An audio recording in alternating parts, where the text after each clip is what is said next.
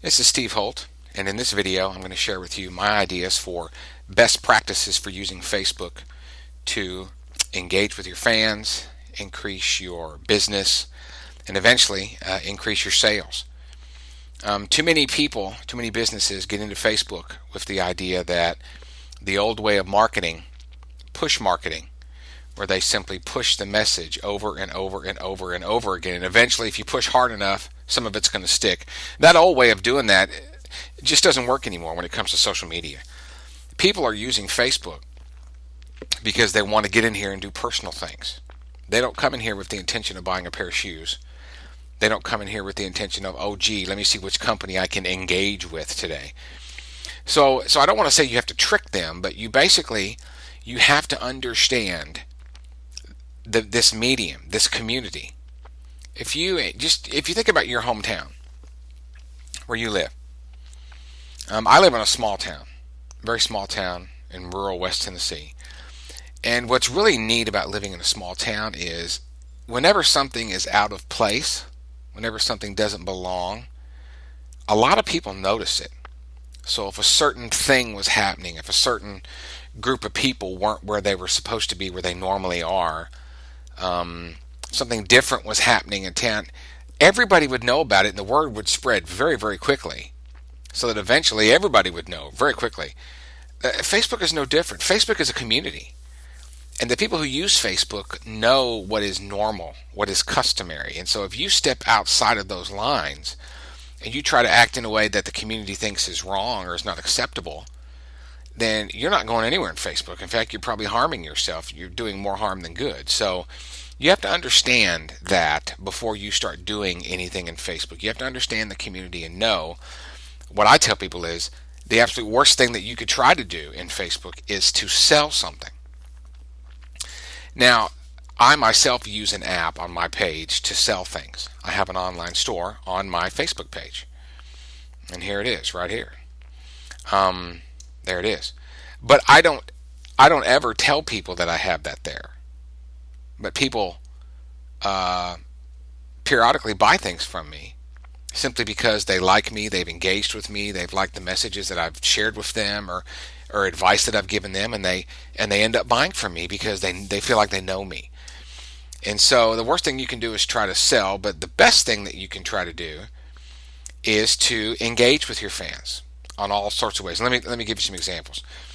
A lot of people get into Facebook, a lot of companies get into Facebook, and they turn off their wall. They don't let their fans actually post anything, which is absolutely ridiculous. You might as well not even get into Facebook if you're going to do that. So make sure that you let them post. You need to be posting daily. I'm not going to say multiple times a day if that's too much for you, but you need to be posting daily.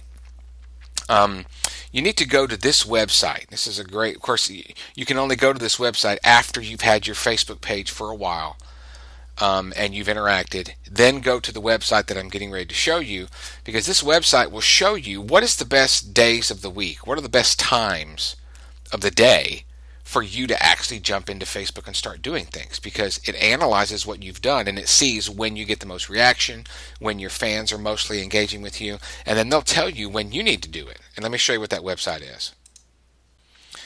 The website is called Edge Rank Checker.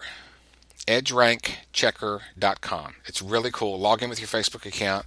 Let it analyze your Facebook page. It may take a little while for the report to come back, but it'll tell you when you need to be doing it. I found out very quickly that right now Wednesdays and Fridays are the best days for me. So Wednesday afternoons and Friday afternoons are the absolute best times for me to engage, because that's when I get most of my reaction from people. Most of my comments, most of my likes, most of my views is on those days at those times. And so I have started to increase my activity during those times, because I discovered I get more reaction when I do that during those times. So that's really good. So go check that out. I also discovered through reading and through reading studies that have been done that the average lifespan of a Facebook post is about 22 hours. After 22 hours, not many people are going to look at it. Not many people are going to react about it, because it's going to fall off of that wall stream. They're not going to see it when they go into Facebook, because their wall is going to be so long it's going to already disappear off the bottom. So if you only do one post per week, then basically 6 days out of the week, nobody sees you, nobody hears from you, nobody even knows you exist. So this is very, very important why you need to post daily. In fact, I say post multiple times a day, at least 2 or 3 times a day. Spread them out. One in the morning, mid-afternoon, and maybe one at night. On the weekends, maybe do a few more because everybody gets on the computer on the weekends. But you need to post, and you need to keep posting. That's the only way to keep your top-of-mind recognition and people thinking about you. You also need to monitor your insights. I've mentioned this in other videos. In fact, I have a whole video on insights. But if you go to your administration panel, you can go to your insights right here. And then you can see right here, scroll down, and you can see what posts am I doing that are getting the most engagement over here. I'm getting the highest percentages. Those types of posts, you need to keep doing those posts because those are good posts because your fans are reacting to them. So that's another thing you can do is monitor your insights. And let me mention the types of content that are the most engaging, that people like the most. To illustrate this, I'm going to go to my Facebook wall. I'm going to my Facebook wall and I'm going to scroll down very quickly, and I want you to tell me what is it that catches your eye that causes you to stop. What is it that you remember seeing? What is it? It's pictures, right? Picture galleries. It's videos that people have posted. Facebook says that picture galleries like this get 180% more clicks, comments, and likes than other things. In fact, that's one of the best things you can do is post a picture gallery. The next thing that gets the most is just single pictures. It gets 120% more engagement than other pieces of content. And then videos get 100% more engagement compared to other pieces of content. So what do you need to be posting more? Picture galleries, pictures, and videos. What kind? Doesn't matter. Post all kinds of pictures of your business, your products, your employees, your customers, events that you have, videos. In fact, let's talk about that right now. What types of things do you need to be posting? Okay, Steve, I know I need to post all the time. Go check out when I'm supposed to post. I know I need to let them post.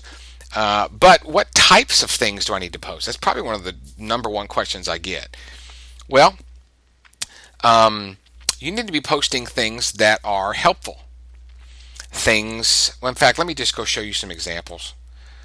I'm going to show you some examples of posts that I get lots and lots of engagement with. I get lots of reaction to. Let me scroll down my wall here.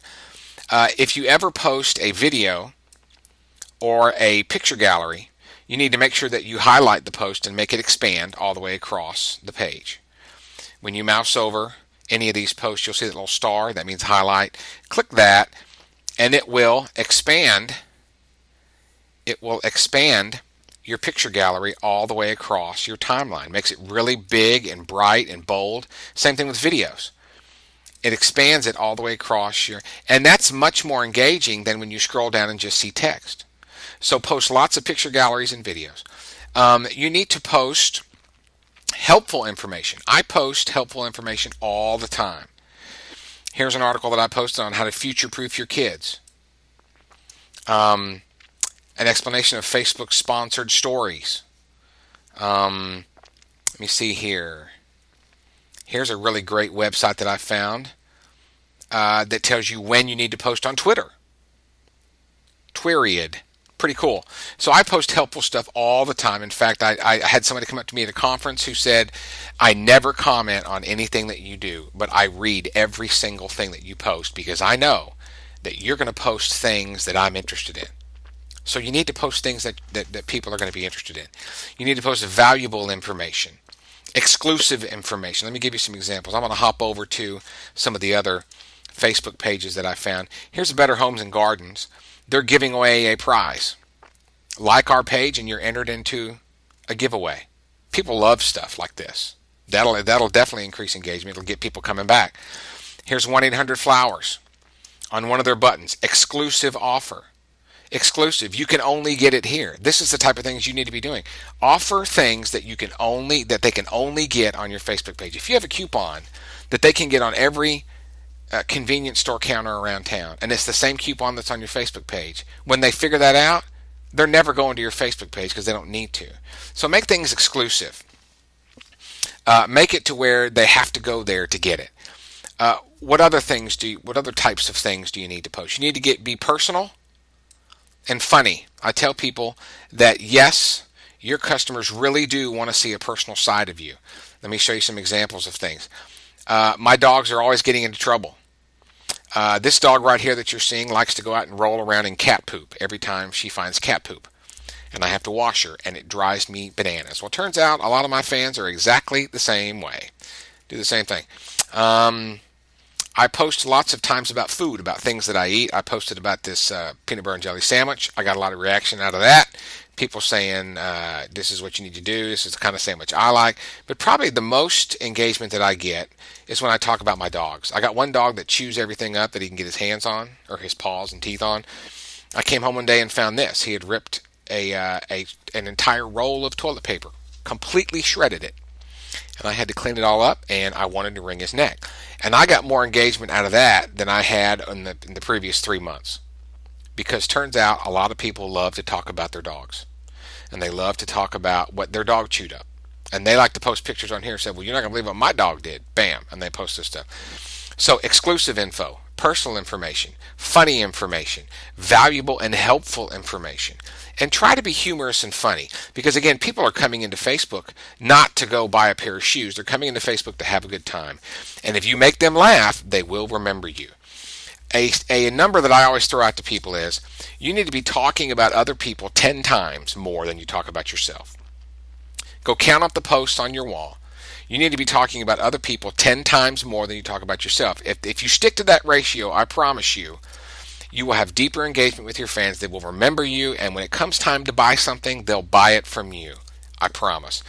Something else that I do all the time is I promote other people. Here's a post that I made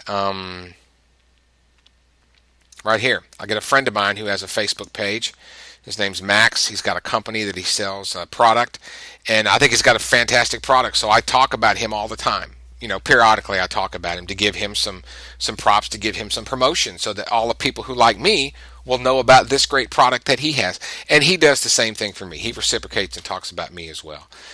Let me show you a couple of tips and tricks that other people have done that I think is great. Zappos, here's their Facebook page. They haven't turned over to the timeline yet, but they swap out their profile picture with a fan of the week. Great idea. Gives lots of props to their fans. Social Media Examiner does something really good. Every time they post, they put the name of the person who wrote the post after the post. So I know, after reading this wall, that they have multiple people posting on behalf of them. They have Andrea, they have a guy named Michael, and a couple other people. And that's fantastic because it puts a personal touch on their Facebook page. So I highly recommend that as well. And the last thing I'll show you is my friend Mari Smith.